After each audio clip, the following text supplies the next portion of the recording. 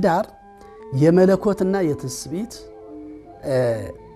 ተዋህዶ ምሳሌ ነው ይላሉ። ወለደ ከበደ የሚለው የማዕረግ ስም የሚመጣው ትዳር ውስጥ ነው። ለተጋቢዎቹም ብቻ ሳይሆን ለቤተሰቦችም ወግ ማዕረግ አሳየን ይባላል። ማዕረግን ያሳያል ማለት ነው። ስታተስ ምን ነው ይሄኛው? እሷ በማስተዋል በጥበብ ቤቷን ስትመራ እሱም በማስተዋል በጥበብ ኃላፊነቱን ሲሸከም ትዳር ጤናማ ይሆናል። ያለዚያ ይታመማል። ከሰው ህይወት በላይ ምን የሚከብር ነገር አለ? ይሄ ዓለም በሙሉ ለሰው አይደለም ወይ? ምን ጨነቀው? የሰው ህይወት የሚገኘው በጋብቻ በትዳር ነው። የውስጥን ፍላጎት የውስጥን ስሜት ገድቦ የሚያህል ነው። እሷን ብቻ የሚመለከትበት በእሷ ብቻ አርፎ የሚኖርበት ማረፊያው ይሆን ይችላል። በኢንፎርሜሽን ደረጃ በሰዎች ግንዛቤ ውስጥ ይገባል። እሱን ግንዛቤ ነው የሚተገብሩት። ሌሎች ህይወት ክፍላቸውን አፌክት እንደሚያደርገው ሁሉ ትዳር ላይ ያላቸውን አመለካከትና አረዳድን የሚቀርጹት እነዚህ ናቸው። አሁን ያጠፋን ቀመር ነው ወይ? እንደ ዘመናዊነት አልኖር። በዘመናዊነት ብንኖር እኮ ዘመናዊነት እኮ አስተማረን እኮ ዲግሪ ያዝን፣ ማስተርስ ያዝን፣ ፒኤችዲ ያዝን እኮ አይደለም እንዴ?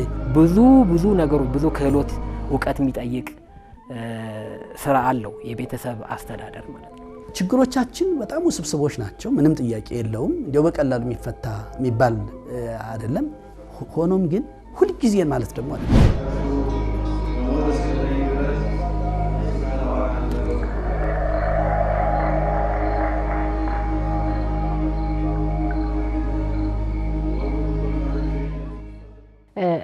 ዞር ብለን የኋላውን እንመልከት።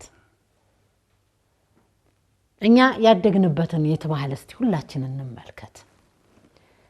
የኛ እናትና አባቶች ትዳርን እንዴት ኖረውት ነው? እኛን እንዴት አሳድገውን ነው እዚህ ያደረሱ? እውነት ሳይከፋቸው ቀርተው ነው እናቶቻችን? እውነት አባቶቻችን ሳይጎልባቸው ቀርቶ ነው? እውነት እናቶቻችንና አባቶቻችን በትዳር ሲኖሩ ረጅም ዓመት ሳይጋጩ ቀርተው ነው? ቀርቶ አይደለም። ይህን ህይወት ባረዳድ በልጠውን ነው ብዬ አስባለሁ። በግንዛቤ በልጠውን ነው። ለትዳር የሰጡት አመለካከት ክብር፣ ጥልቀትና ግዝፈት ነበረው ማለት ነው እናቶቻችን አባቶቻችን። ስለዚህ ቴክኖሎጂው ይሁን ደህና ይምጣ፣ እጃችን መዳፋችን ስር ይግባ፣ መምረጥ እንዴት ያቀተናል? የተሻለውን መንገድ ስለ ትዳሬ፣ ስለ ህይወቴ፣ ስለ ልጆቼ፣ ስለ ቤቴ፣ ስለ ባለቤቴ ይሄኛው ይጠቅመኛል ብለን መምረጥ እንዴት ያቀተናል? በዚህኛው በ21ኛው ክፍለ ዘመን እንዴት ያቀተናል? እንዴት ፍቺ በዛ እየተባለ እንዴት ዜና ይሰራብናል? እንደ ሰው ልጅ አይቆጭም? እዚህ ላይ ትንሽ እስቲ ጨምሩ። ቅድም ዶክተር ትልቅ ነጥብ ያነሱት አለ። የድሮውንና ያሁኑን ስናነጻጽር እንዲያው የድሮ ሙሉ በሙሉ እንዲያው አዎንታዊ ነገሮች ብቻ፣ ያሁኑ ሙሉ በሙሉ አሉታዊ ነገሮች ብቻ ማለት እንዳልሆነ ጠቆም አድርገው ታልፈዋል። ትክክል ነው። ከድሮ በጣም የምንወስዳቸው ስለበዙብን ነው። መልካሞቹ በዝተው ነው የድሮ የምንለው እንጂ መልካም ያልሆኑ ነገሮች ደግሞ አሉ። መልካም ያልሆኑ ነገሮች ታዲያ የሚወሰኑት ቅድም እንዳልነው በማህበራዊ እሴቱ በቤተክርስቲያኑ አስተምሮ በመናም ሳይሆን በሰዎች የግል ፍላጎት ያንንም ቢሆን ሚስቱን መደብደብ ማንም አልፈቀደለትም። ትናንትናም ቢሆን አለማገዝ፣ ውሃ ሲፈስ አንቺ ፈሰሰልሽ የሚሉ አካላት እንደ ነውር የሚቆጥሩ እንኳን ቅድም ያልነው ግርማጠ ምናምን አይደለም የፈሰሰውን ውሃ እንኳን ማቃናት እንደ ነውር የሚቆጥሩ ወደ ኩሽናዋ ማለፍ ሌላ የሚመስላቸው አካላት እንደነበሩ ያን መዘንጋት የለብንም። በአንጻሩ በተቃራኒው ደግሞ ዛሬ ሰርተው እንጀራ ጋግረው ወጥ ሰርተው ምን ብለው ደግሞ ባለቤታቸው የሚያግዙ ሰዎች እንዳሉ ይሄንን መርሳት የለብንም። ትልቁ ነገር ለምንድን ነው ያኛው የበዛው ይሄ ያነሰው ስንል ትናንትና ወደ ትዳር ህይወት ሲገቡ እናቶቻችን አባቶቻችን ቀመር ቀምረው ምድራዊ ህይወቴ ይለፍልኝ ብለው አይደለም። የትዳርን ዓላማ አድርገው ነው። የትዳር ዓላማ ምንድነው? እግዚአብሔር ልጅ ቢሰጠኝ ልጅ አሳድጋለሁ፣ ዘር ተካለሁ፣ እንረዳዳለን፣ አለቀ። ይሄ ነው እንጂ ቀመር ተቀምሮ ዛሬ ደግሞ ምናልባት ቀመር ቀምረንም እንገባለን ነው ይችላል። ያ ማለት ሁሉም ማለት አይደለም። ዛሬም ምንም ሳይኖረው በፍቅር ብቻ ምንም ሳይኖረው በፍቅር ብቻ የሚጋቡ ዛሬም አሉ። በበዛው መናገር ነው እና ሰው ወደ ትዳር ሲሄድ ዋናውን ዓላማ ቅዱስ ዮሐንስ አፈወርቅ ብሏል። ወደ ትዳር ስትሄዱ ዋናውን ዓላማ እንዳዘነጉ ይላል። ዋናውን ዓላማ እንዳዘነጉ ዋናውን ዓላማ ዘንግታችሁ ምድራዊውን ነገር ብቻ ስታሳድዱ ትዳራችሁ እንዳይታመም ይላል። እና ዋናው ዓላማ ምንድነው? ቅድም የተጠቀሱ ሶስቱ ነገሮች አሉ። ከዛም ባሻገር ነው መዳን ነው። መጨረሻው መዳን ነው። አብርሃምና ሳራ ዛሬ ሲነገርላቸው የሚኖረው ለምንድን ነው? ችግር ሳይደርስባቸው ቀርቶ ነው? መከራ ሳይደርስባቸው ቀርቶ ነው? መከራን የተቋቋሙበት መንገድ ከኛ ስለሚለይ ነው። ፈተናን የተቋቋሙበት ጌራራ ላይ ምን አይነት ፈተና ነው የገጠማቸው? ግብጽ ላይ ምን አይነት ፈተና ነው የገጠማቸው? በማጣት ምን አይነት ፈተና፣ በመሰደድ ምን አይነት ፈተና ነው የገጠማቸው? ልጅ ባለመውለድ ምን አይነት ፈተና ነው? ልጅ ባለመውለድ የመጣውን ፈተና እኮ እግዚአብሔርን በማመን ነው ያሸነፉት። ዛሬ እኛን ቀመር ነው የምንቀምረው። ዛሬ ትውልዱ በራሱ ቀመር ነው የሚሄደው። በቃ አልወለደችም ብሎ ያስባል። አልወለድኩምም እንኳን ብሎ ያስብ ራሱን እኮ አይጠይቅም። ደግሞ እሷን ነው ደግሞ መከረኛዋ ሴት ናት ደግሞ ተጠያቂ የምትሆነው በቤተሰብ ዘንድ። አንተ አልወለደችም እንዴ? ምንድነው ነገሩ? ምን አይነት እንትን እንደሆነ እኔ በጣም ነው የሚገርመኝ። እና ሌላው ባሁኑ ወደ ትዳር ሲኬድ እውነት ለመናገር እንዲያው የከሌትን ላገባ አስቤያለሁ ብሎ ካሰበ በኋላ ህሊና እንዲያው መጥናት አለው ብሎ የሚያስባል። ትመጥነኛለች አትመጥነኝም፣ ትጠቅመኛለች አትጠቅመኝም፣ ይጠቅመኛል አይጠቅመኝም፣ ይመጥነኛል አይመጥነኝም፣ እኔ እሱን አገለግለዋለሁ ብሎ የሚገባ ሰው በጣም ጎበዝ ነው። ለማገልገል ብሎ የሚገባ፣ ለመጥቀም ብሎ የሚገባ፣ መስዋዕትነት ለመክፈል ብሎ የሚገባ፣ ለመርዳት ብሎ የሚገባ፣ በቃ አካሌ ስለሆነች ሁለመናዋን ተቀብዬ እስከ ዕለተ ሞት ላገለግላት ብሎ ከገባ አለቀ። ትዳር ጤናማ ሆኖ ይቀጥላል። እስከ ዕለተ ሞት ላገለግለው ብላ ከገባች ጤናማ ሆኖ ይኖራል እንጂ ቅድም እንዳልነው ወይ ቤተሰቦችን እንዲያው እንዲ ለማድረግ ለማገዝ እንዲያው መኪናም እንትንም በዚህ ወጥቶ በዚህ ገብቶ ብለን ከሆነ አስቸጋሪ ነው የሚሆነው። እሱ ይጥፋ እኮ አላለም እኮ። እሱ እኮ ይኑር፣ እንዲያው ቢኖር በጣም ደስ ይላል እኮ በእውነት። ግን የመጀመሪያው ግን እሱ ነው ወይ ነው። የመጀመሪያው ከተደላደለ ኋለኛው ይመጣል። መጀመሪያ ምርጫችን ጥሩ ከሆነ፣ መጀመሪያ አመለካከታችን ጥሩ ከሆነ፣ ሐሳባችን ጤናማ ከሆነ ኑሯችን ጤናማ ማይሆንበት ምክንያት የለም። በትዳር ያላችሁም ቢሆን ወደ ትዳር ልትገቡ ያሰባችሁም ወገኖች ብትኖሩ እውነት ነው ዙሪያን ማየት ይጠቅማል። መጀመሪያ ቤተሰብን፣ ከዛ ጎረቤትን፣ ከዛ አካባቢን ማየት፣ የተሻለውን መውሰድ፣ ነገ የተሻለ እንድንሆን ማለት ነው። በትዳራችንም ውጤታማ እንድንሆን፣ በህይወታችንም እግዚአብሔር ከኛ ጋር እንዲሆን፣ በረከትን ቅድስናን እንድናገኝ አካባቢውን ዙሪያውን እንቃኝ እያልን ነው።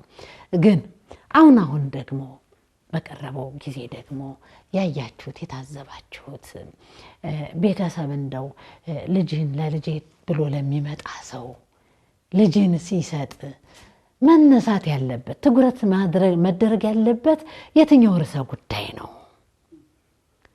ቁሳቁሱ ነው? ለትዳር የሚሆነው መሰረታዊ ጥያቄ ነው። በቤተሰብ ረገድ መነሳት ያለበት፣ በሽማግሌዎች ረገድ መነሳት ያለበት፣ መገለጽ ያለበት እሱም ላይ አንድ ነገር እንድናነሳ ፈልጋለሁ። ያለውን ይሄንን የቴክኖሎጂውን ዘመንና በየቤታችን እየመጣ ያለውን ነገር እንግዲህ እንደተቀበዩ ነው።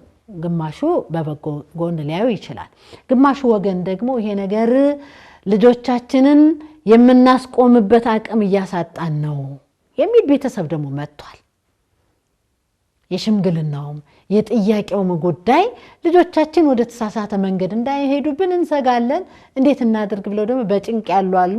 አይ ይገባል፣ ልጄን እንዲህ አንቀባሮ ሊያኖራት ይገባል፣ እንዲህ ሊኖረው ይገባል፣ ይሄን ከሌለውማ ልጄን ወስዶ ምን ሊያበላት ምን እንትን ልትነዳ ቅድም ነካርገውታል ቀሲስ።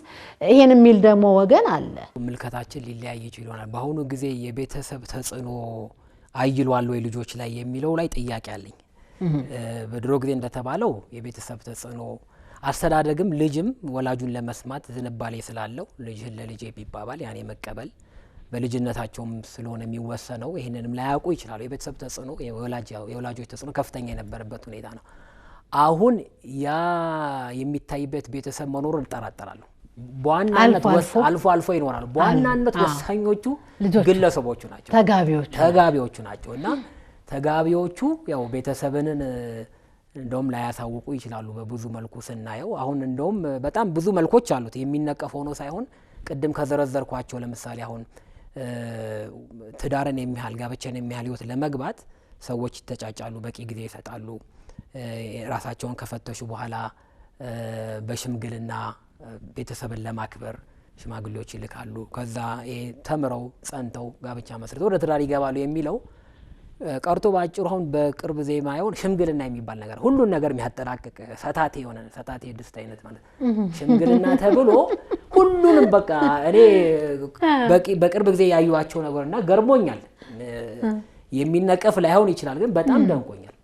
ሁሉ እኔ ሽምግልና ይሄን ያህል ድምቀት መለስተኛ ሰርግ ይመስላል ሁሉ ነገር። ከዛ በኋላ ሽምግልና ነው የመጡት ሰዎች እንግዲህ ፕሮሰስ አለው ብዬ ስጠብቅ ኦሬዲ በቃ ተጋብቶ አልቋል። በሽምግልና ተጠቅልሏል። ትንሽ አንዳንድ ሽምግልና ላይ የነበረን ግንዛቤ ራሱ ይሄን ያህል ነው ማለት ነው። ለውጦቹ ብዙ ናቸውና ቅድም እንዳልሽው አሁን ጋብቻ በቤተ ክርስቲያን እይታ ካየ ነው ፍቺን የሚያስተናግድ አይደለም። ምክንያቶች አሉ።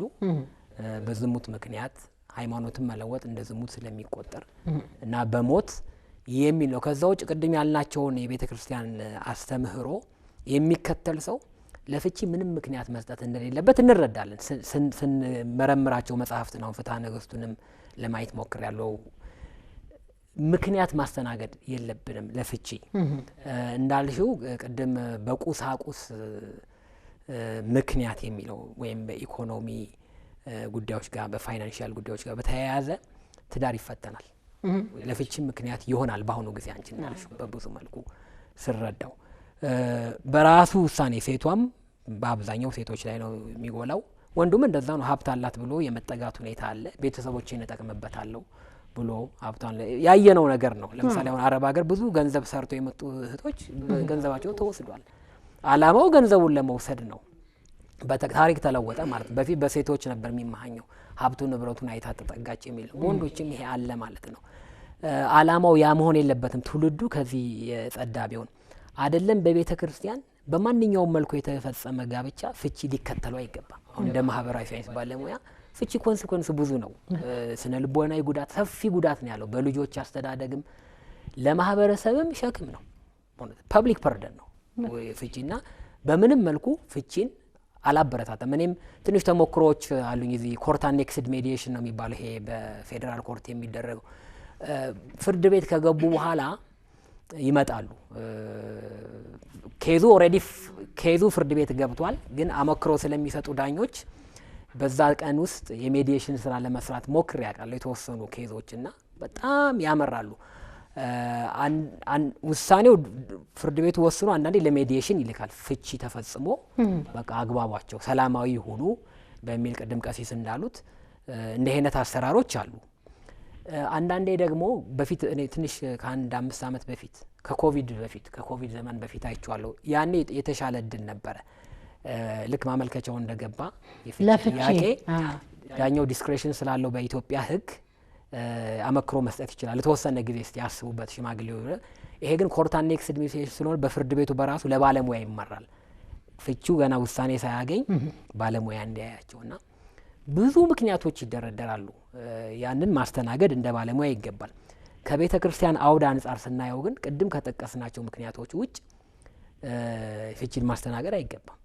መጽሐፍ ቅዱሳዊ ትምህርቶቹ ይበልጥ መሰጠት አለባቸው። አሁን እየጠቀስን እዚህ ምዕራፍ እዚህ ቁጥር አንድ ፍቺ በእግዚአብሔር ዘንድ የተጠላ ነገር መሆኑን ፍቺን እጠላለሁ የሚል ቃል አለ። ፍቺን እጠላለሁ በጣም ከባድ ነው ስናየው። ሰው እንኳን የምናከብረው ሰው አንድ ነገር እጠላለሁ ካለ እንዴት እንደምናከብረው ፍቺን እጠላለሁ የሚል አለው። ቅዱስ ጳውሎስም አትፋቱ እንዲህ አይነት ነገሮች ይሄን ደጋግሞ ለትውልዱ ማስተላለፍ ይገባል። ክብርም የሚሰጠው እንዲህ ሲሆን ነው ማለት ነው። ግን እንደተባለው አንዱ የሚፈትነው ነገር ኢኮኖሚያዊ ጉዳይ ነውና እሱ እንግዲህ ኮምፒቲሽኑ ነው። አሁን ያለው ዓለም በአብዛኛው ቅድም እንዳልኳችሁ ደጋግሜ እንደተናገሩ ኒዮ ሊበራሊዝም ኮምፒቲሽን የሚያበረታታ ነው። ማርኬት ኢኮኖሚ ነው። ኑሮ ማለት ልክ ሰርቫይቫል ኦፍ ዘ ፊተስት የሚለው የዳርዊን ቲዮሪ አለ። ሶሻል ዳርዊኒዝም ደግሞ የሚባለው ምንድነው? በቃ ለመኖር ያ ዳርዊን ያስተማረው ፍጥረታት ለመኖር አንዱን እየጎሸመ ፊት ያረጋው የገጠመው የተስማማው ያሸንፋል ነው።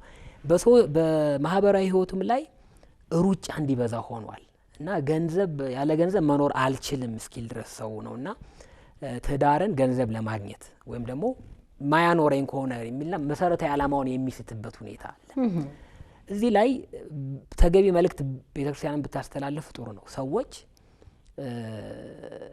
ክርስቲያኖች በመሆናቸው ሀብት አያፍሩ አይባልም። ገንዘብ ወሳኝ ነው። በነገራችን ላይ አንዱ ትምህርት ጋብቻን መመስረት ማቹሪቲ ይጠይቃል፣ ኮምፒተንስ ወይም ብቃትን ይጠይቃል። ብቃቱ አካላዊ አቅመ አዳም መድረስ አቅመ ሔዋን መድረስ ይጠይቃል። መንፈሳዊ፣ ማህበራዊ እነዚህ ብቃት። ከዚህ ደግሞ አንዱ ኢኮኖሚክና ፋይናንሻል ኮምፒተንስ ነው። ይሄ ይፈቀዳል። አንዳንዴ ሰዎች ግራ ይገባቸዋል። ቤተክርስቲያን ሀብትን አታበረታታም በሚል ይመስላቸዋል። እንደሱ አይደለም። ግን ዋናውን ትዳርን ቀደም ቀሲስ ጥሩ አድርጎ ያስቀመጡት የቅዱስ ዮሐንስ አፈወርቅን መሰረታዊ ነገር እንዳንረሳው የሚል ማለት ነው። ሰው ኑሮዬ ይበቃኛል የሚለውን ነገር አስቦ በአቅሙ ነው መኖር ያለበት። ኮምፒቲሽኑ ውስጥ ከገባ ትዳርም ኮምፒቲሽን ከሆነ እነሱ አንድ ቤት አላቸው፣ ሁለት ቤት አላቸው፣ ሶስት ቤት አላቸው፣ አንድ መኪና አላቸው፣ ሁለት መኪና አላቸው። እንዲህ አይነት ቆጠራ ውስጥ ከገባን አንዘልቀው። እነዚህ ነገሮችን እንደዛ ሆነን ማን ነው በዛ የምንቀረጽ ከሆነ ነው እንዲህ አይነት ነገር ውስጥ የምንገባው ማለት ነው። ስለዚህ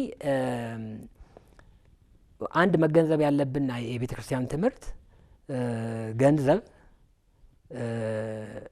እኛ ልንገዛው ነው የሚገባው እንጂ ሊገዛን አይገባም የሚለው በጣም መሰረታዊ ነጥብ ነው። ምክንያቱም ገንዘብ የክፋት ሁሉ ስር ነው የሚል አለ የጢሞቴዎስ መልእክት ላይ ተቀምጦ አንደኛ ጢሞቴዎስ ምዕራፍ 6 ቁጥር 10 ላይ እና ሰዎች ለመኖር ዋናው ገንዘብ ነው የሚለውን አስተሳሰብ በዚህ ዘመን ላይ አግንነውታል። ግሎባሊ ነው። ይሄ የአይዲዮሎጂም ውጤት ነው። አሁን ኒዮ ሊበራሊዝም ማርኬት ፈንዳሜንታሊዝም ይባላል። የገበያ አክራሪነት ነው። ገበያው ሞኖፖላይዝ ማድረግ ነው፣ መቆጣጠር ነው፣ ገንዘብ ነው ዓለምን ሼክ እያደረገ ያለው። ይህ ከመጽሐፍ ቅዱስ አንጻር ስናየው የጌታም ትምህርት ለሁለት ጌቶች መገዛት አትችሉም፣ ለእግዚአብሔርና ለገንዘብ መገዛት አትችሉም። ፓራራሊ እግዚአብሔርና ገንዘብን ያስቀመጠበት ሁኔታ እናያለን። አሁን ሰዎች መጠንቀቅ ያለባቸው ሀብት መያዝ ገንዘብ መያዝ አለባቸው። ግን መጽሐፍ ቅዱስ ምን ይላል? ምናልባት ወደዛ አይነት መስመር እንዳይገቡ፣ ለገንዘብ እየተገዙ እንዳይሆኑ፣ ገንዘብን እያመለኩ እንዳይሆኑ፣ ገንዘብ ሁሉን ማድረግ ይችላል የሚል እምነት፣ ሁሉ ማድረግ የሚችል እግዚአብሔር ነበረ፣ ወደዛ አይነት መስመር ውስጥ የመግባት እድል ይኖራቸዋል። እንዲህ ሁለት አይነት አስተሳሰብ ካላቸው ተጋቢዎች ወደ ፍቺ የመሮጥ እድላቸው ሰፊ ነው።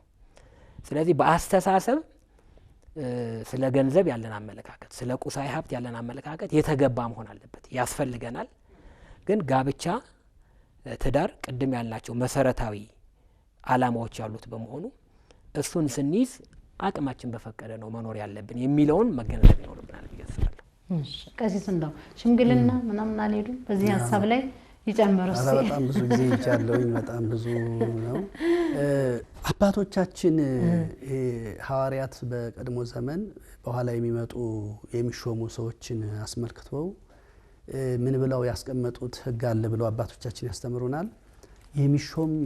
የሚሾሙ አካላት አንደኛ በጣም የተማሩ የመጠቁ ሆነው በዚህ ላይ የጸሎቱም ህይወት ስነ ምግባሩ ሃይማኖቱ ምን ሁሉም አንድ ላይ ቢሆን ጥሩ ነው። ግን ምናልባት በጣም የመጠቁ ሆነው እንዲያው ከክርስትና የወጣ ነገር ባይሆን ግን ትምህርት በጣም የመጠቁ ሆነው በእውቀታቸው ገስጸው በእውቀታቸው አስተምረው ምን ብለው ሃይማኖትን የሚጠብቁ የሚያስጠብቁ ከሆነ አንደኛ።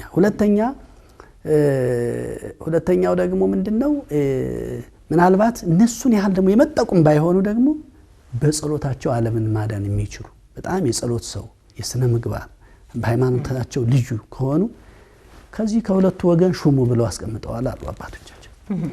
እንግዲህ በጸሎቱም ይጠቅማል፣ ያኛውም ደግሞ በእውቀቱ በምኑ ይጠቅማል ነው። አሁን ወደዚህ ስንመጣ ምናልባት ሽምግልና ላይ ሰዎች ልጃችንን ለከሌ የሚሉበት ምክንያት ምንድነው? ከሁለት ያጣ እንዳይሆን ጥንቃቄ ያስፈልጋል። ወይ በገንዘብ አልጠቀመ፣ አሁን እኔ እንግዲህ አማካሪ ነኝ፣ ወይ በገንዘብ አላለፈልኝ፣ ወይ ከጭቅጨቃው አልተለየኝ፣ በቃ ኑሮን እንዴት እንደምኖር እኔ ማቀው እኔ ለፍቼ ጥሬ ግሬ በዚህ ላይ ደግሞ ዱላው በዚህ ላይ ደግሞ ጭቅጭቁ በዚህ ላይ ደግሞ እኔ እኮ እንዲሁ ከሁለት ያጣ ሆንኩኝ እኮ የሚሉ ሰዎች አሉ። አንዳንዶቹ ደግሞ ምንም እንዲያው ብዙ ሳይኖራቸው እንዲያው አንዳንድ ክርስቲያን መኖር የሚችሉ እንችላለን ብለው ተጋብተው ደግሞ በጣም አብርሃማዊ ሳራዊ ህይወት የሚኖሩ ደግሞ አሉ። ሌሎቹ ደግሞ በጣም ሀብታም ሆነው እንግዲህ ሀብታም ሆነው ደግሞ በሀብታቸው ቤታቸውን በደንብ የሚያስተዳድሩ እንዲያው በጣም እንደምትፈልገው ያህል ቤተክርስቲያን ባይሄድም እንደምትፈልገው ያህል ስጋውን ደግሞ ባይቀበልም ደግሞ ቢያንስ በዚህ ሆኖልኛል በላመታል ወይም ደግሞ በተቃራኒው ወንድም እንደዛ የሚል እንደነዚህ ሶስት አይነት እንትኖች ይኖራሉ። መልካም ናቸው። ስለዚህ ቤተሰብ እንደዚህ ሶስቱ ሁሉ ያስባል ማለት ነው። አሁን ገና ማን ነው እሱ ማናት እሷ እንዴ ምንድነው ምንዋን ነው ያየው ስነ ምግባሯን ሃይማኖቷን ካለ ከዚህ በላይ እኮ የለም። ሃይማኖት ስነ ምግባር አላት በጣም እንደዚህ ጎበዝ እንዲ በጣም ጥሩ ይዙታል ማለት ነው። መተዳደሪያቸውስ ምንድነው? አይ አብረን እናድጋለን በቃ አብረው ይደጉ ብለው የሚፈቅዱ አሉ። ዋናው ተይዟል ሌላ ሱስ የለበትም ሌላ ሱስ የለባትም ሌላ እንትን የለባትም እንደዚህ ነው ቅድም እንዳልነው ደግሞ በሀብቱ በንብረቱ እንትን ሆኖ ደግሞ እንዲው ሌላውስ እዚህ ሃይማኖታዊ ነገር ኧረ ኦርቶዶክስ ተዋህዶ ነው በቃ ኦርቶዶክስ ተዋህዶ ከሆነ ቢያንስ ነገ ትመልሰዋለች ወይ ይመልሳታል ብለው የሚያስቡ እንደው ይኖራሉ። እና ምናልባት ከሁለቱ ያጣጣ ከሶስቱ ያጣጣ እንዳይሆን ካልሆነ በስተቀር እንደ ቤተክርስቲያን አስተምሮ እውነት ለመናገር ምንኛ እኮ በጣም አሉ የሚባሉ ባለሀብቶች እኮ እሷ በቢኤት ትመጣለች እሱ በቢኤት መጥቶ ሁለቱም መኪናቸውን እዛ አቆመው እኮ ለምክክር አገልግሎት መጥተው 18 ሽምግልና ወጥቶባቸው 17 ሽምግልና ወጥቶባቸው ለያዝ ለገናጅ የሚያስቸግሩ አካላት እኮ አሉ። ገንዘብ በህይወት ቢሆን ገንዘብ ቤት ቢሆን ኖሮ እኮ እነዚህ ሰዎች እኮ መጣላት አልነበረባቸው እውነት ለመናገር። በአንጻሩ ደግሞ ቅድም እንዳልነው ደግሞ ምንም ሳይኖራቸው ደግሞ እየመጸወቱ የሚኖሩ ደግሞ አሉ። ከትልቁ ነገር እንዴት እንያዘው ነው ትዳሩ እንዴት ይያዝ የሚለው ነው። እና እነዚህ የትዳሩ እንግዲህ አሁን እንዳልነው ያያያዝ ችግር ነው እንግዲህ ወደ ፍቺና ወደ መሳሰሉ ነገሮች የሚያመጣው ማለት ነው። እንደተባለው እኔ ዶክተር በደንብ በሰፊው ስለሄደበት ትዳር ሲፈርስ ትዳር ሲታመም ብዙ ነገሮች ናቸው የሚናጉት። የመጀመሪያው ሁለቱ ይናጋሉ ባልና ሚስቱ ይናጋሉ። እንዴው እንዳይመስለን አሁን አንዳንድ ጊዜ ከዚህ ሁሉ ያኛው አይሻልም ብለው ሊያስቡ ይችላሉ ልናስብ እንችላለን። መፋታቱ አይሻልም ይሄንን ስንል በነገራችን ላይ እንዲያው ቅድም ከተባለው ፍቺም የሚፈቀድባቸው ቅድም የተባሉ ነገሮች አሉ አይደለ? ከዛ በተጨማሪ አካላዊ ጥቃት የሚደርስ ለግድያ የሚፈላለጉ ለሌላ ነገር እንዲያው እግዚአብሔር ያደርገው እንደዚህ አይነት ነገር ካለ ቁጭ ብሎ ማሰብ ያስፈልጋል ቁጭ ብሎ መነጋገር ያስፈልጋል። ከዛ በተረፈ በትንሽ በትልቁ ፍቺን እንደ መፍትሄ መቁጠር ግን ይሄ ቤተክርስቲያኗ ስርዓት አይደለም። ያኛውም ደግሞ የሚከለከለው ያኛውም መነጋገር አለብን ያልነው ያገባት ሰላም እንዲሰጣት ሰላም እንዲጨምርላት ነው እንጂ ለተቃራኒው አይደለም። ያገባችሁ ሰላም እንድትሰጠው ሰላም እንዲጨምርላት ተሳስበው ለመንግስተ ሰማያት እንዲበቁ እኮ ነው። ከዚህም አልፎ እኮ ነው እየተባለ ያለው እኮ ትዳር ከዚህም አልፎ ለመንግስተ ሰማያት የሚገቡበት ነው። ታዲያ እየተጨቃጨቁ መንግስተ ሰማያት መግባት አለ እንዴ? እየተደባደቡ እየተሳደቡ በልህ መንግስተ ሰማያት መግባት አለ የለም። እና የመጀመሪያው ወደ ፍቺ ከተመጣ አካላዊ ችግር ይመጣል። መጥቆሩ ይኖራል መክሳቱ ይኖራል ጸጸት አለ ወይኔ አለ ምንም ቢሆን ማለት ነው። ምንም ቢሆን ስነ ልቦናዊ ጫናውማ ይሄ ነው የሚባል አይደለም። ልክ ከተለያዩ ባሳት ይጀምራል የስነ ልቦና ጫናው በነገራችን ላይ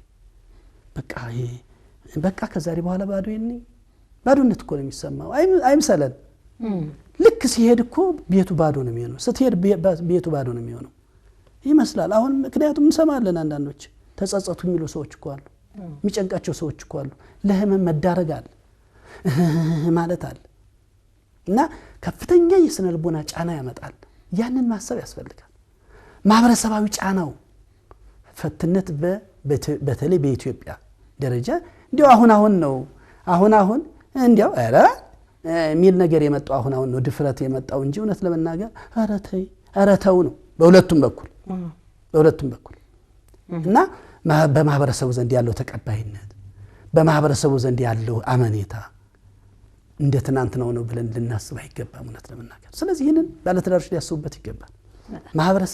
ማህበረሰባዊ ጫናው በጣም ከፍ ያለ ነው እውነት ለመናገር። ሀገራዊ ጫናው፣ ሃይማኖታዊ ጫናው እንደ ትናንት ነው መጸለይ፣ ትናንት ነው መስገድ፣ እንደ ትናንት ነው መመጽወት ቢታሰብም እንኳን ያስም ያደርግ ነገር አለ፣ የሚጨንቅ ነገር አለ። ድባቴ ውስጥ ገብተዋል፣ ጭንቀት ውስጥ ገብተዋል፣ ብዙ ነገር መጥቷል።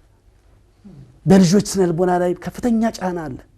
ልጆችን በማጣት ሂደት አሁን አንዳንዶች እኮ በጣም ነው የሚገርምኝ። አሁን እዚህ በፍርድ ቤት ወይ እሱ ልጆችን ማየት ማይችልበት ደረጃ ላይ ደርሷል፣ ወይ እሷ ልጆችን ማየት ማትችልበት ደረጃ ደርሳለች።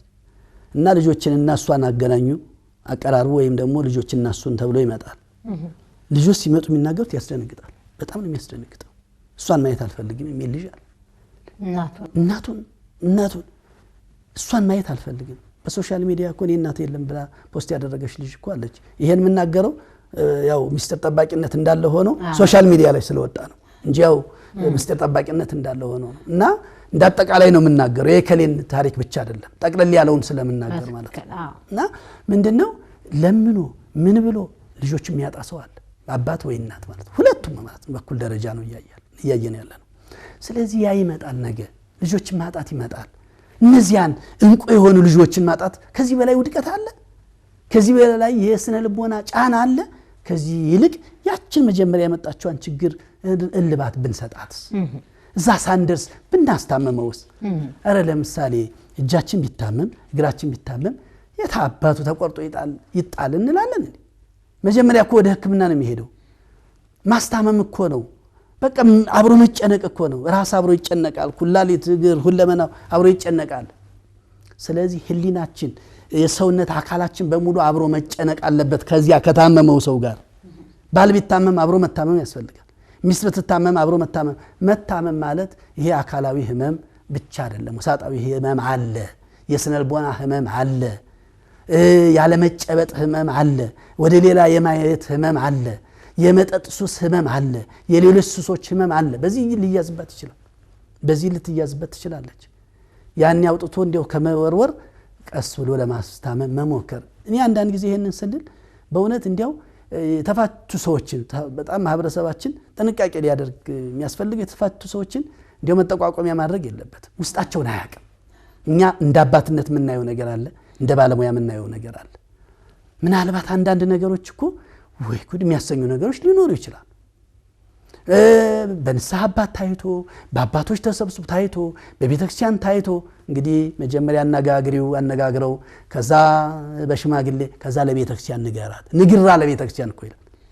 ቤተክርስቲያን አይታ ምን ብላ ከቤተክርስቲያን አቅም በላይ ሲሆን እኮ ሰዎች ሊፋቱ ይችላሉ።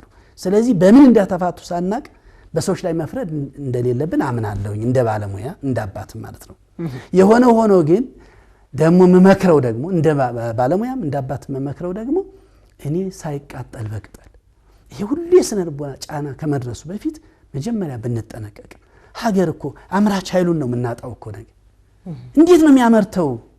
ስለ ቤቱ እንትን እያሰበ እንዴት ያመርት? ቤቱ ሰላም ከሌለ እኮ ገና ከጥበቃዎች ነው የሚጀምረው እኮ። ከዛ ነው መነጫነጭ የሚጀምረው። ከጸሐፊዋ ይጀምራል። ምን ይላል?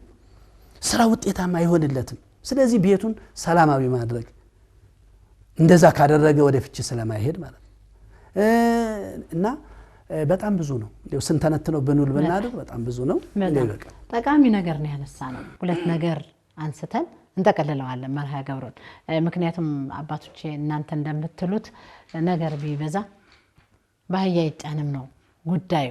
እርግጥ ነው የትዳርን ጉዳይ ለተለት በእናነሳው የሚጎዳን ነገር ሆኖ አይደለም። በዚህ በነቢያት ጾምም ያነሳ ነው ጾሙን እንድንጠቀምበትም ጭምር ነው። ትዳሬን ጠብቅ ብሎ ጸሎት ማድረግ፣ ልጆቼን ባርክ ብሎ ጸሎት ማድረግ፣ መስገዱን መመጽወቱን የተመካከሩ ይቅር እየተባባሉ መኖርን እንድንጠቀምበት ነው ያገባን በትዳር ውስጥ ያለን።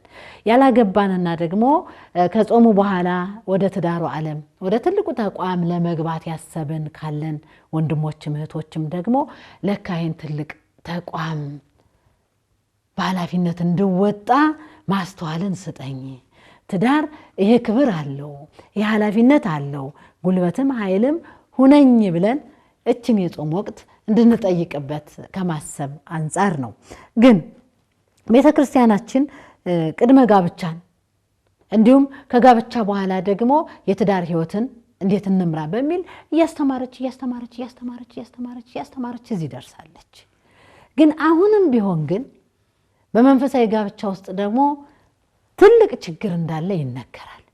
በንስሐ አባቶችም የሚነሳ ጉዳይ ነው። በተለያየ መንገድም እንዲህ አይነት ትዳር በዚህ መንገራገጭ ውስጥ እንዳለ ይነገራል። እንደው ይሄ ለምን ሆነ የምትለዋን እናንሳና የመጨረሻውን ጥያቄ እንሄድበት።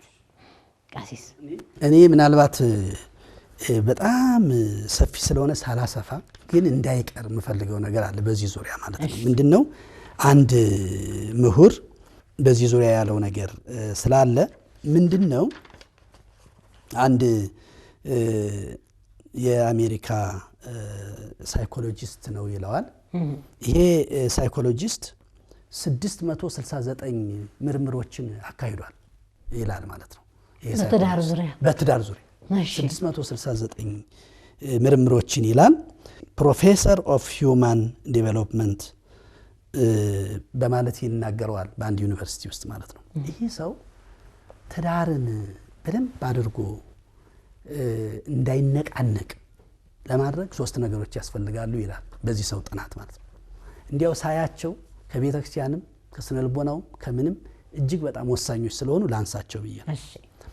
እነዚህ ምንድናቸው ይላል? ኢንቲሜሲ የመጀመሪያው ይሄ ቅርርብ፣ ኮሚትመንት ቁርጠኝነትና ፓሽን ወይም ጥልቅ ስሜት ናቸው ይላል። ይሄን ይልና በጣም የሚገርመው ይሄንን ይልና እያንዳንዱ ብቻውን ሲሆን ምን ያደርጋል? አሁን እያንዳንዱ ትዳር ውስጥ አንዱን ብቻ ያያዛለ፣ ሁለቱን ያያዛለ፣ ሶስቱን ያያዛለ ይላል። አንዱ ብቻውን ሲሆን ምን ይሆናል የሚለውን እያንዳንዱን አስቀምጧል። ለምሳሌ ቅርርብ በንግግርም ያለ ንግግርም መግባባት፣ ፈጥኖ ለመድረስ በጣም ንቁ ዝግጅት ማድረግ፣ ለደህንነቱ ማሰብ፣ ለደህንነቷ ማሰብ፣ ይሄ በጣም ቅርርብ አለ። ግን ቁርጠኝነቱ የለም። ቁርጠኝነት ማለት በልጆች አስተዳደግ ላይ ቁርጠኝነት የለም፣ በኑሮው ላይ ቁርጠኝነት የለም፣ በሆነ ነገር ላይ ቁርጠኝነት የለም። መቀራረቡ ብቻ ነው ያለው። እንዳይሰፋ ብዬ ነው ትንሽ ብቻ ነው ተናግረው።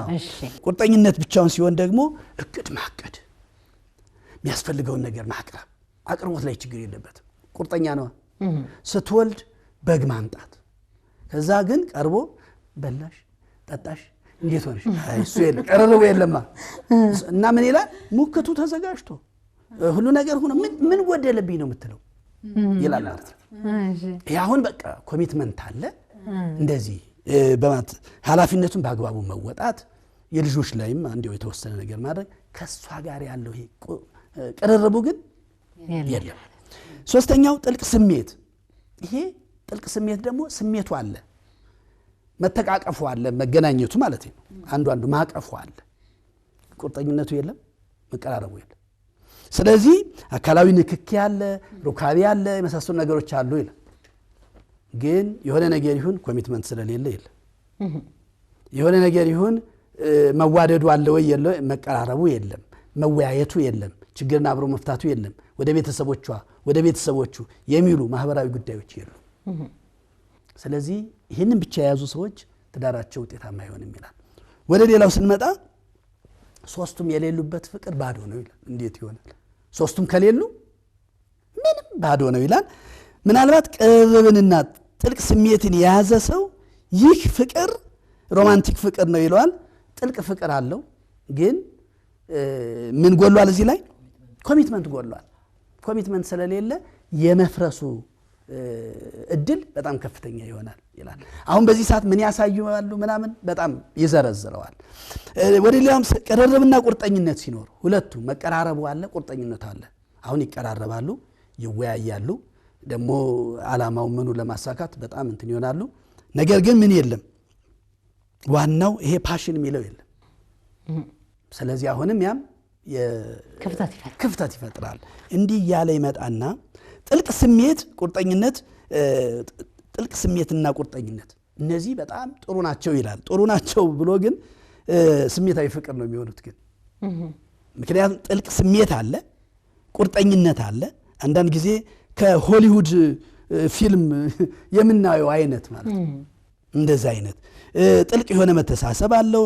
በአጭር ጊዜ ተገናኝተው በአጭር ጊዜ ተዋውቀው በአጭር ጊዜ ተጋብተው ምክንያቱም ሁለቱ አሉ ያ ኮሚትመንቱ አለ እንዲገባ ኮሚትመንቱ አለ ደግሞ ምኑ አለ ደግሞ ጥልቅ ስሜቱ ደግሞ አለ ያ ግን ምን የለም መቀራረቡ የለም ስለዚህ አሁንም እንዳልሆነ ይሆናል በማለት ይናገራል ቅርርብ ጥልቅ ስሜትና ቁርጠኝነት ካሉ ግን ሶስቱ ጋር ካሉ ግን ሶስቱን የፍቅር መዋቅሮች ያጣጣመ ክፍል በመሆኑ በግልጽ ይወያያሉ በግልጽ ይፈላለጋሉ ችግራቸውን ተወያይተው ይፈታሉ በሚገባ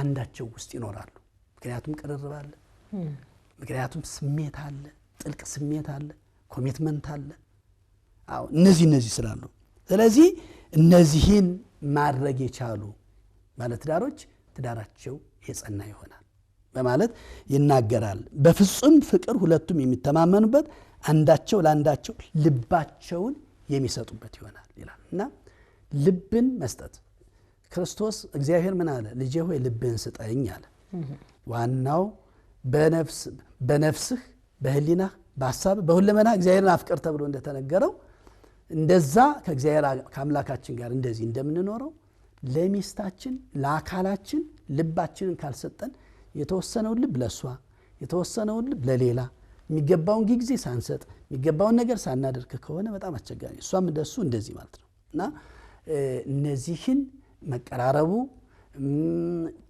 ይሄ ኮሚትመንቱ ፓሽኑ ጥልቅ ስሜቱ በጥልቅ በእውነት መዋደዱ መፋቀሩ እንደዚህ ካለ ትዳራችን ጸንቶ ሊኖር ይችላልና በእውነት ያገቡም ለወደፊቱም የሚጋቡም እነዚህን ነገሮች በህይወታቸው ቢተገብሯቸው ትዳራቸው የማይነቃነቅ ይሆናል ዘለቄታ ይኖረዋል የተለየ ሐሳብ ይጨመራል ዶክተር አይ ጥሩ አድርገው አስቀምጠውልናል እንደው የሚገርም ነው እኔም እንደው ሪፈረንሱን ጠይቃችኋለሁ ሳያስፈልግ አይቀርም ይሄ ሪሰርቸር እንግዲህ በሶስት አንኳር ነገሮች ኢንቲሜሲ ፓሽን እና ኮሚትመንት ብሎ እንደ ሶስቱ ጉልቻ የምንለው አይነት ነገር በጣም ጥሩ ነው የሚያስደንቅ ነውና ምን እናደርግ ለሚለው በተለይ ክርስቲያናዊ ጋብቻ መስርተው ላሉ እኔም ሶስቱን ጉልቻ እንግዲህ በእኔ አረዳድ ሌላ ትርጉም ቢኖረው ሶስቱ ጉልቻ ባልና ሚስትና እግዚአብሔር ነው ሶስተኛው ብዬ ነው ማምነው ሶስቱ ጉልቻ ላይ የተባለበት ምክንያት ያ ነው ሊሆን የሚችለውና በክርስቲያናዊ ጋብቻ የገቡ ሰዎች ምን ማድረግ አለብን ትዳራችንን የተወሰኑ ነጥቦችን ሳይ ነበርና የመጀመሪያው ጋብቻችን የተቀደሰ እንደሆነ ሁሉ ትዳራችን ኑሯችን የተቀደሰ እንዲሆን ማድረግ ነው ምክንያቱም በተክሊልም በማዕሰባንም ቢሆን በቤተ ክርስቲያን የተቀደሰ ነው ጋብቻው ትዳር ደግሞ ከዛ በኋላ ያለው ኑሮ ነው ኑረት ነው ብለናል ሂደት ነው የኑሮ ክፍል ነው ብለናልና ያ የተቀደሰ እንዲሆን የሚለው ነውና መጽሐፍ ቅዱሳዊ ነጥቦችን ለማንሳት ነገር ግን የጠራችሁ ቅዱስ እንደሆነ እንዲሁ እናንተ ባካሄዳችሁ ሁሉ ቅዱሳን ሁኑ እኔ ቅዱስ ነኝ እናንተም ቅዱሳን ነው የሚለው በፊት በዘሌዋውያን የተጠቀሰ በኋላም ቅዱስ ጴጥሮስ በአንደኛ መልእክቱ የተጠቀሰው ይሄ አጠቃላይ ኮል ነው ማለት ያጠቃላይ ጥሪ ነው የህይወት ጥሪ ስለዚህ እኔ ቅዱስ እንደሆንኩ እናንተም ቅዱሳን ሁኑ ሁሉም ሰው እግዚአብሔርን ያመልካል ስለዚህ አንዱ ቅድስናችንን የምንገልጽበት ትዳራችን ስለሆነ ማለት ነው ይሄንን ነገር ማሰብ ቅድስና የሚለው ቃል እንደሚከብድ አቃለሁኝ ግን ቅድስና ንስሐ ከመግባት ነው የሚጀምረው ቀሲስ ሶሞር ያብራሩታል ንስሐ መግባት ከኃጢአት ከበደል በመራቅ እና ጋብቻው ላይ ነው ትኩረት የሰጠ ነው በተክሊል ተጋብተናል በማስባን በቤተ ክርስቲያን ቡራኬ ያገኝተናል ከዛ በኋላ ነው ችግሩ ነው ኑሮውም ቅድስናን እንዲያገኝ ማድረግ አለብን ነው ይህ ምን ማለት ሊሆን ይችላል መነሻችንም መገሽገሻችንም መድረሻችንም ፈሪሃ እግዚአብሔር መሆን አለበት ማለት ነውና ክርስቲያናዊ ጋብቻ ደግሞ ትዳሩ የክርስትና ህይወትን የሚያክል ነው መሆን ያለበት ያው ክርስቲያናዊ ህይወትን የምንገልጽበት እንግዲህ አንዱ መስመር በድንግልና ጸንቶ መቆየት ነው መኖር ነው የራሱን የቻለ ሁለት መስመሮች እንዳሉ ነው እንግዲህ ምናቀው ያ የራሱን አካሄዳለሁ ይሄኛው ደግሞ ጋብቻ የምንፈጽመውኛ እንድንበታለን ብለን ነው እንቀደስበታለን ብለን ነው እንጸድቅበታለን ብለን ነውና ክርስቲያናዊ ህይወትን የሚያክል ክርስቲያናዊ ትዳር ሊኖረን ይገባል ማይነር የሚመስሉ ነገሮች በሶስተኛነት ማነሳው መንፈሳዊ ክንውኖች ከቤታችን ባይጠፉ ቀላል ይመስሉናል። አሁን ቤተክርስቲያን ልናስቀድስ እንችላለን፣ ብዙ ነገር ሄደን እንሰማለን። ግን ቤታችን ደግሞ ትንሿ ቤተክርስቲያን ስለሆነች መንፈሳዊ ክንውኖች ከቤት መጥፋት የለባቸውም። እነዚህ ጸሎት፣ መዝሙር፣ ቃለ እግዚአብሔር፣ የካህን ቡራኬ፣ ቃለ ምዕዳን ማግኘት ቤት ውስጥ ማለት ነው። የስዕል ኮርነር ሊኖረን ይገባል። ጸሎት ትንሿ ቤተክርስቲያን ትባል የለ የአንድ ምእመን እንዲህ አይነት ነገሮች ብዙ ጊዜ ችላ የምንላቸው ነገሮች ናቸው እና እነዚህ አይነት ነገሮችን ትኩረት ብንሰጥ የሚል ነው። ሌሎች ነገሮች ግን አስቀድመው የተገለጹ ናቸው። ጋብቻን አጽንቶ መኖር፣ በህግና በስርዓት መመር። ለሁሉ ነገር ህግና ስርዓት አለው።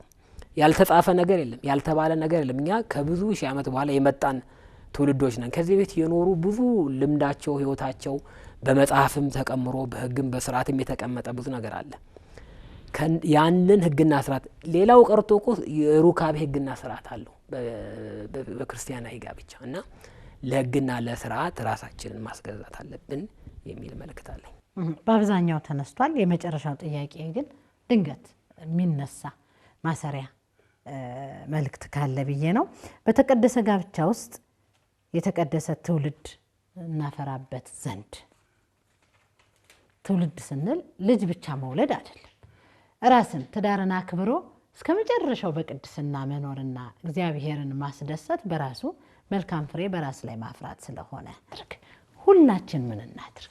ዛሬም እንዳልነው ሌላ ጊዜም እንደምንለው ሁልጊዜ ቤተክርስቲያን እንደምታስተምረን የአባቶቻችንን ቅድስና የእናቶቻችንን ቅድስና የነ ዘካርያስን የትዳር ህይወት ምን እንደሚመስል የነ ጸጋ ዘአብን የነ እግዚአብሔርን የነ ሐናን የነ ኢያቄምን ያልተማርንበት ጊዜ የለም፣ ያልሰማንበት ጊዜ የለም። ታዲያ ትዳራችንን ለመቀደስ እነዚህ አባቶቻችን እናቶቻችን በምን አይነት መንገድ ቢሄዱ ነው ትዳራቸው የተቀደሰ የሚለውን መጠየቅ፣ ማወቅ፣ መተግበር ቢኖር ትዳራችን የተቀደሰ ይሆናል።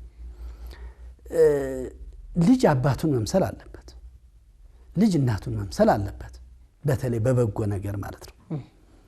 እኛ የእግዚአብሔር ልጆች ነን። የእግዚአብሔር ልጆች ስለሆነ ነው እኔን ምሰሉ ያለን። ቅዱስ ጳውሎስ እኔ ክርስቶስን እንደመሰልሁ እናንተ እኔን ምሰሉ ነው ያለው።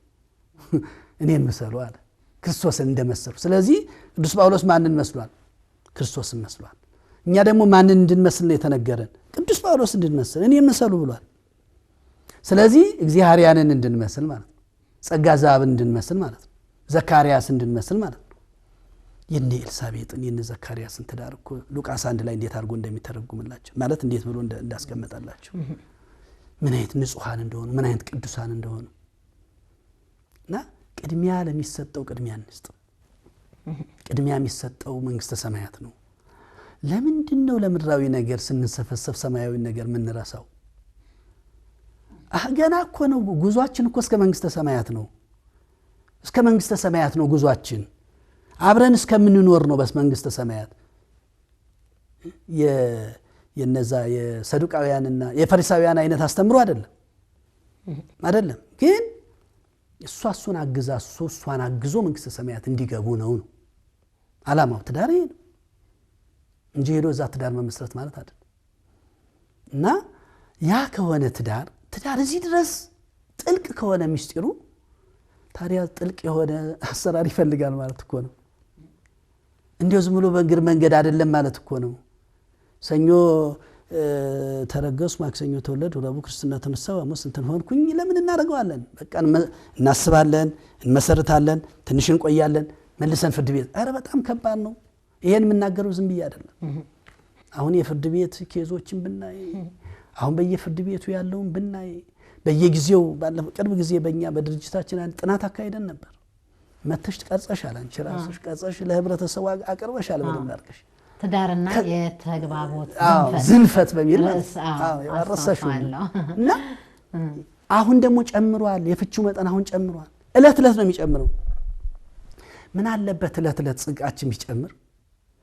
ምን አለበት እለት እለት ፍቅራችን ቢጨምር? ምን አለበት እለት እለት መዋደዳችን፣ መፋቀራችን፣ መቀራረባችን ቢጨምር? ለምንድን ነው እና አባቶቻችን እናቶቻችንን የማናየው?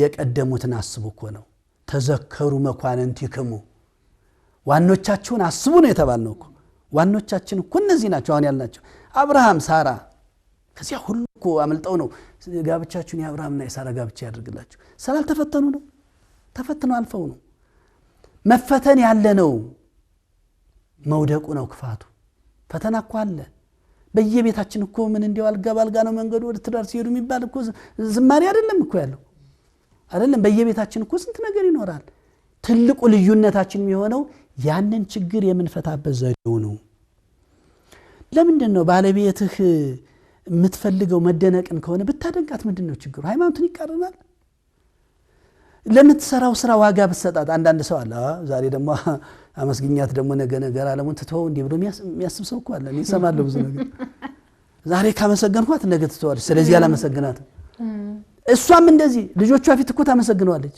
እንዴት አይነት መሰላችሁ አባ ለምንድን ነው ጎበዝ እንዴው አንተ እኮ ይሄን ስታረግ ምን ችግር አለው ያንን ብናደርግ የነዚህ በስልጣናችን ምን ሰጣቸው አምስቱ የፍቅር ቋንቋዎች የሚባሉ አሉ አንዱ በጎ ቃል ነው ካንደበታችን በጎ ቃል ቢወጣ ምን አለበት ምን ይላል አንድ ሊቅ በንግግር የሰበርከውን በመረቃት ጠግረውምና ለንግግር ተጠንቀቅ ብሏል ብዙ ሰው በንግግር ይሰበራል ሴንሲቲቭ የሆነ ሰው አለ በተለይ የቋንቋቸው ንግግር ላይ ጥንቃቄ እንዲደረግላቸው እንዲያደርጉ የሚፈልጉ አካላት ትንሽ ንግግር ይጎዳቸዋል ስለዚህ ንግግር ማይጎዳው ግን አለ የለም እኮ እንዲያው በብዛት ስለዚህ ካንደበታችን ብንጀምር ካሰራራችን ብንጀምር ባንተ ይባስ ባንቺ ይባስ እንዲያው ከመስማት ያለፈ ግን እንኖርበታለን አሁን ይሄንን ማያውቀው አለ እንደ ኢትዮጵያ ህዝብ ባንተ ይባስ ባንቺ ይባስ ተባብሎ የሚኖርበት እውነት ባንቺ ይባስ እንላለን እንዲሁ ለሷስ እኛ እኮ ትንሽ ነገር መቋቋም ያቃተን እኮ ነው የምንጣላው እኮ እንዲህ ያለችኝ እኮ ነው የኛ ጠብ እንዲህ ያለን እኮ ነው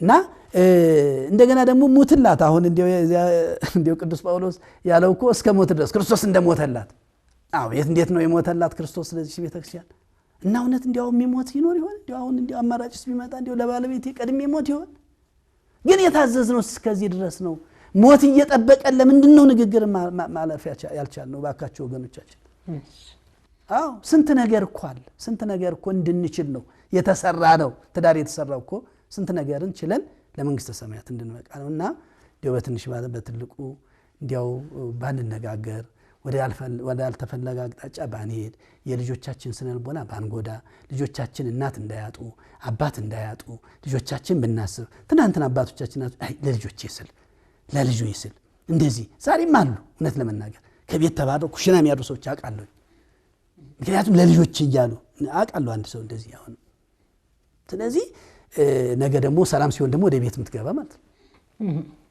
ይሄ ሁሉ ችሎ ሚኖር ዛሬም አለ ግን ብዙ አይደለም እና እንዲያው ብናስብበት ለማለት ነው ምንድነው የልጆች አስተዳደግ ላይ አንዱ እንግዲህ ትውልድ የሚፈራው ልጆች አስተዳደግ እሱ ላይ ትኩረት መስጠት አለብን ትልቅ ኃላፊነት ስለሆነ ማለት ነው ወላጆች እንግዲህ ወልደው ልጆችን ተንከባክበው ስለሚያሳድጉ በህግ ደረጃ ተደንግጎላቸዋል እንዲከበሩ አባትና እናትን አክብር እኮ አንዱ ሆኗል ስለዚህ ምን ማለት ነው የሚጠበቅባቸው ኃላፊነት ከባድ ነው ማለት ነው ስለዚህ ልጆችን በመውለድ እርግጥ መከራው ቀላል አይደለም ወንድና ሴት የሚለያይ ቢሆንም እድገታቸው የአካል የአይምሮና የመንፈስ እድገታቸው የተመጣጠነ እንዲሆን ማድረግ ጥሩ ጅምሮች አሉ አሁን በመናየው ጄነሬሽን እውነቱን ለማለት ክረምት ሲመጣ ልጁን በመንፈሳዊ ህይወት እንዲበለጽግ በጣም ጥሩ ቡራኬ ያገኘን ነው በዚህ ዘመን እንደው ማድነቅም አለብን ወላጆች ልጆቻቸውን ሰንበት ትምህርት ቤት የሚልኩ በአብነት ትምህርት እንዲማር የሚያረጉ በገና እንዲደረድሩ መዘምራን ጥሩ ነውና ብዙ ጥረቶች አሉ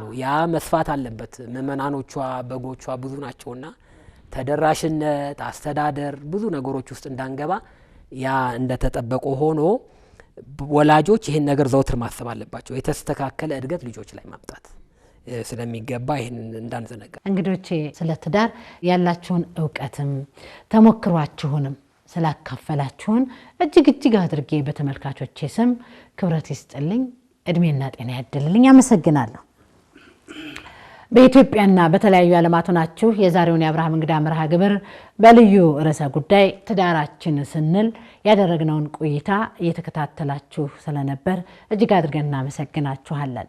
እንግዲህ ራስ የተባላችሁ ባሎች፣ ከአንገት በታች አካል የተባላችሁ ሚስቶች የልብን፣ የኩላሊትን፣ የስትንፋስን ስራ ትሰራላችሁና እናትም አባትም ሆናችሁ ያላችሁ ባለ ትዳሮች እነሆ ኃላፊነታችንን እንወጣ እንላለን። አዲስ ተጋቢዎች ደግሞ ይህንን ትልቅ ተቋም ትልቅ ኃላፊነት የሚጠይቅ ስለሆነ ተማክራችሁ አንብባችሁ ጠይቃችሁ አምናችሁበት ወደ ትዳር ብትገቡ ትውልድን ትተኩልናላችሁ ብለን እናምናለን። በዛሬው ርዕሰ ጉዳይ የነበረን ቆይታ ይህንን ይመስላል። ሳምንት ከሌላ እንግዳ ጋር ደግሞ በቤታችሁ እንደርሳለን። እስከዛው ሰላም እግዚአብሔር ከሁላችን ጋር ይሁን። ሰላም።